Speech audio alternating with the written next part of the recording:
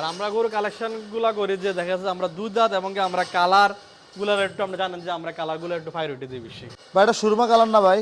না সুরমা না, কি কালার বলা যায় একটু এটাকে? সাদার মধ্যে একটু কালার শাইওয়ালে, আপনার জাতে শাহিওয়াল, যাতে শাইওয়াল কালারটা মিক্সিং। কালারটা একটু মিক্সিং, কালারটা এখনো একুরেট পুরোপুরি কালারটা বোঝা যাচ্ছে না।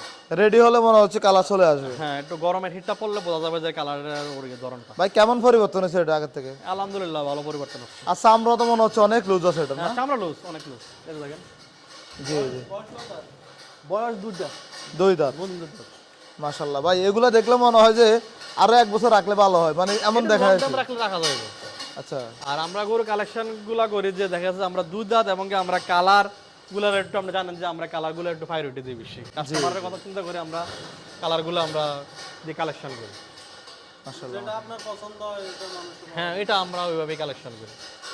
মাশাআল্লাহ। কারণ একটা জিনিস জানেন যে আমরা হানিফ্যাক গরু আমাদের যে গরুগুলো আমরা আমাদের শেড থেকে খামার থেকে কিন্তু আমাদের প্রতি বছর বিক্রি হয়, আপনারা জানেন। কারণ কাস্টমারের চাহিদারা আমরা 4 বছর ধরে নিয়ে কাজ করতেছি, তাদের চাহিদা অনুপাতে আমরা কালারগুলো রাখার চেষ্টা করি। চেষ্টা করেন।